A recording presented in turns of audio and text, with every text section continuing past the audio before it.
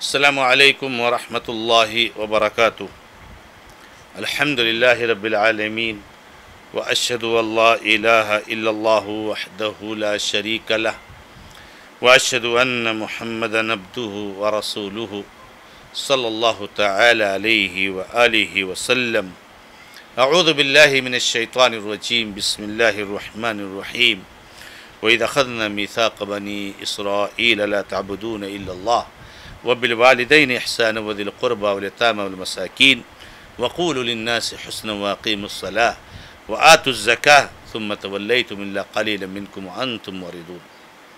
معزز و معقر ناظرین و ناظرات، سورۃ البقرہ کی آیت نمبر 83 آپ کے سامنے، اس کا ترجمہ، اس کی تفسیر، اس کا خلاصہ گزشتہ کئی دروس سے چل رہا ہے، جس میں اللہ رب العزت نے صرف اپنی عبادت کرنے کا حکم دیا ہے اور والدین کے ساتھ، یتیموں کے ساتھ، مسکینوں کے ساتھ، رشتہ داروں کے ساتھ اسے سلوک کرنے کا حکم دیا ہے اور لوگوں سے اچھی بھلی بات کرنے کا حکم دیا ہے۔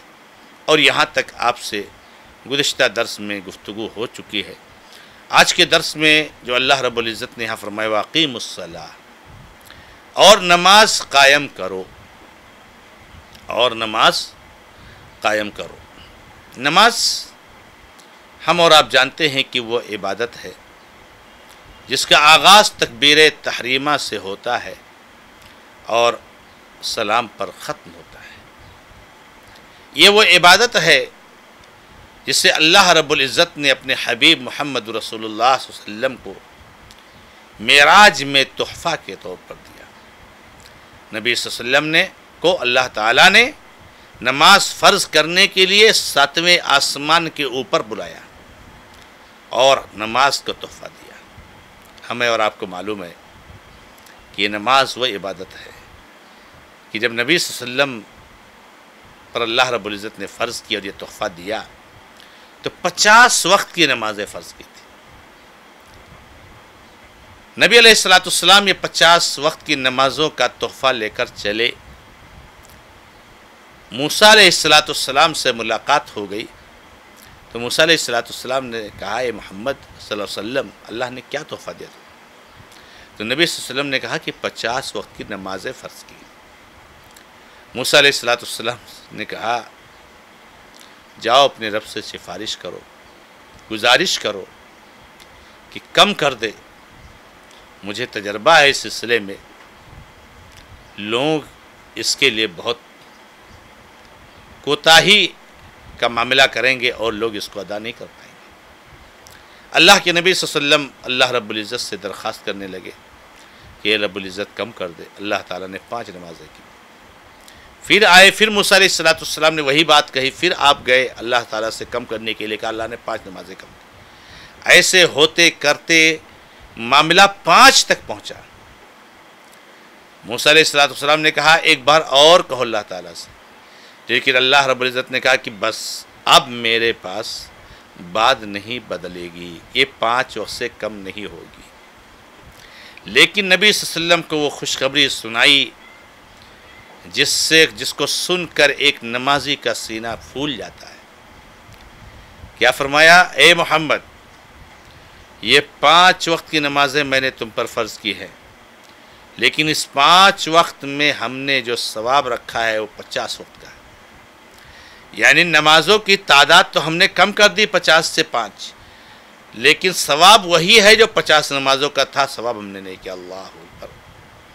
اللہ کی رحمت کتنی کشادہ ہے، کتنی وسیع ہے، رب العزت کتنی رحمت والا ہے، کتنا کریم ہے، کتنا اللہ رب العزت اپنے بندوں کے لیے اپنی رحمت کی بارش کرنے والا ہے۔ نمازیں پڑھیں آپ 5 وقت کی اور ثواب ملے آپ کو 50 وقت کا، سبحان اللہ! اس کے بعد بھی اگر کوئی مسلمان نماز نہ پڑھ پائے تو میرے بھائیوں قصور کس کا ہے؟ لیکن افسوس ہے، اللہ ہم سب کے حالات کی اصلاح فرمائے کہ صرف مسئلہ یہی نہیں ہے کہ اگر کوئی مسلمان نماز نہ پڑھ پائے، بلکہ معاملہ یہ ہے کہ ہاں 5 اور 10% مسلمان ہی نماز پڑھتے ہیں، باقی 90-95% مسلمان نماز نہیں پڑھتے۔ رب العزت ہم سب کو معاف کرے۔ ہم لا الہ الا اللہ محمد رسول اللہ کا اقرار کرتے اور جانتے ہیں کہ اسلام کا دوسرا کھمبا، دوسرا رکن، دوسرا کالم، دوسرا پلر جو ہے نماز ہے۔ اگر نماز نہیں ہے تو اسلام کا تصور نہیں کیا جا سکتا۔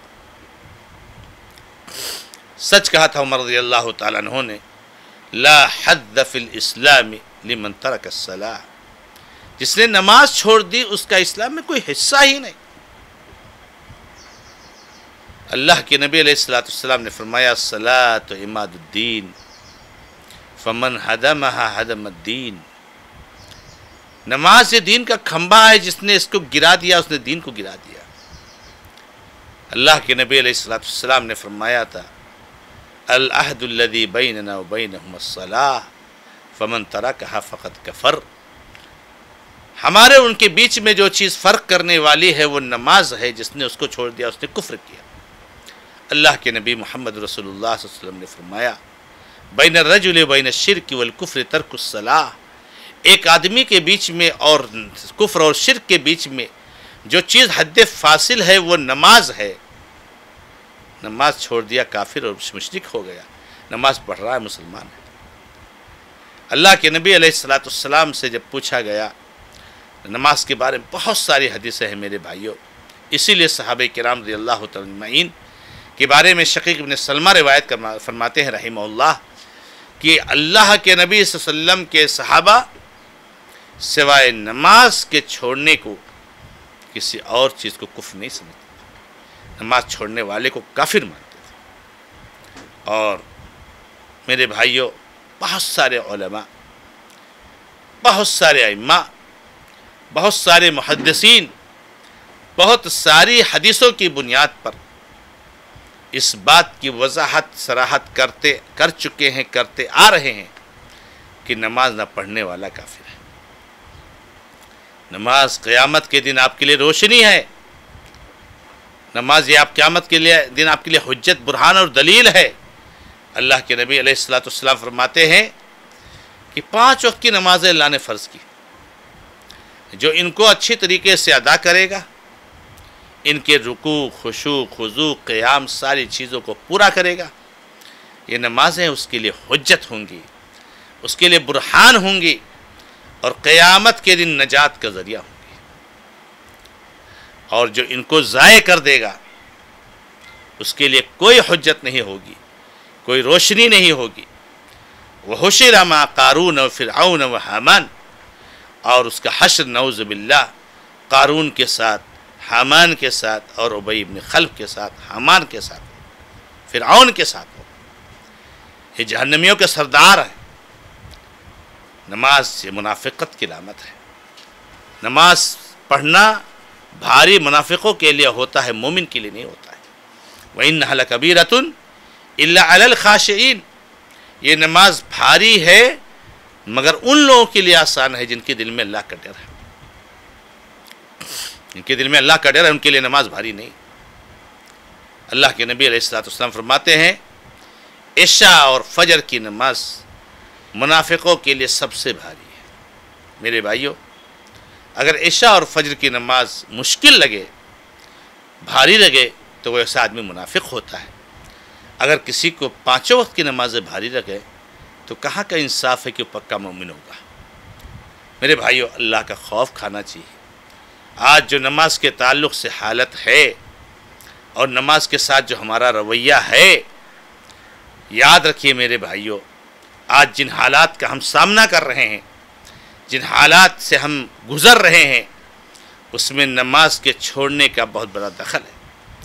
اللہ کی مدد کہاں سے آئے گی ہمارے لیے جب ہم نمازوں کو چھوڑیں گے؟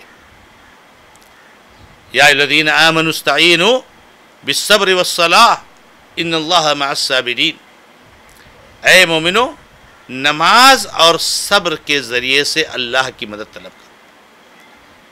آج ہم اللہ کی مدد طلب کرنے کے لیے سڑکوں پر احتجاج، مظاہرے تو کر رہے ہیں، ہم میمورنڈم تو دے رہے ہیں، ہم ان سے تو مل رہے ہیں، ہم دھرنے دے رہے ہیں، لیکن رب العزت کے گھر میں آ کر دھرنا نہیں دے رہے ہیں، اور رب العزت سے رو کر گر گرا کر نمازیں قائم کر کے ہم اللہ تعالیٰ سے دعائیں نہیں کر رہے ہیں، جو کہ ہمارا اصل کام ہے میرے بھائی۔ تو میرے بھائیوں، اللہ رب العزت نے جس بات کا اس میں حکم دیا، وَأَقِيمُوا الصَّلَاةَ، نماز کو قائم کرو۔ نماز کو قائم کرنا، نماز کے شروط کے ساتھ، نماز کے آداب کے ساتھ، نماز کے فرائض کے ساتھ، نماز کے کیفیات کی پابندی کے ساتھ اور اس کے تقید کے ساتھ، تو یہ نماز کا قائم کرنا ہے۔ اللہ رب العزت سے دعا ہے کہ رب العزت ہمیں اور آپ کو سب کو نماز کو قائم کرنے والا بنائے۔ ھذا ما عندی، اللہ تعالی عالم، والحمد للہ رب العالمین، وصلی اللہ علی محمد وسلم تسلیما کثیرا، والسلام علیکم ورحمۃ اللہ وبرکاتہ۔